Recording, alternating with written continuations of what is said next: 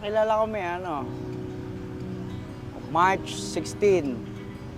March 12, 2016. 2016. Okay, ganda.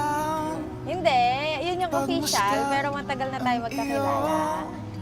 Circle of friends. Tapos, nakita ko siya, nakita niya ako, pero hindi niya ako pansin. Crush ko na siya. Ang iyong mga tingin, Pero, labis ano ang mo? mga ningning. Kaso, Langit na-in love ka ay din sa bumaba. akin. In love na ako una. Pero, mas na-in love siya. Oh, until now, di ba?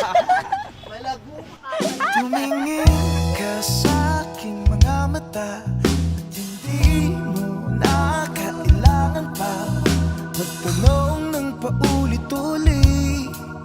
Ikaw lang ang iniibig. At kung di kumbinsido'y magtiwala ka, hawakan ang puso't maniwala na ikaw lang ang siyang inibig. Ikaw lang ang iibigin, Sinta.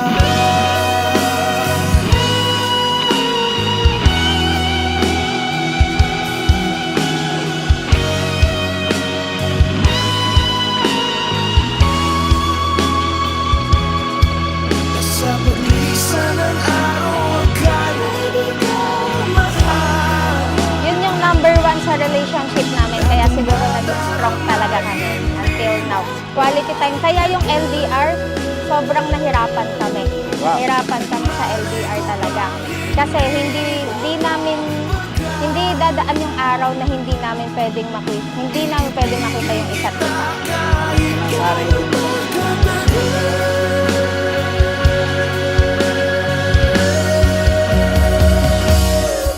Tumingin ka sa aking mga mata at hindi mo na kailangan pa magtanong ng paulit-ulit.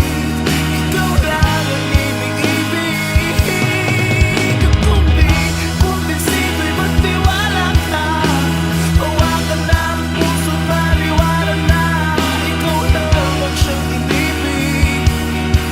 Ikaw lang ang iibigin.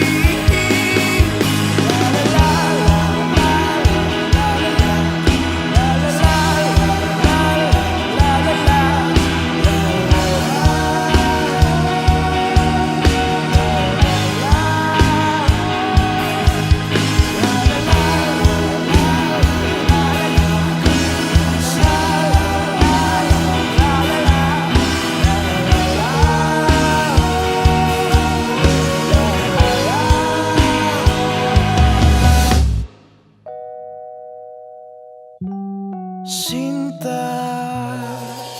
Thank you. I love you. I love you. Naiiyak ako. Thank you, babe. Kasi until now, ganun ka pa din. Wala kang pagbabago.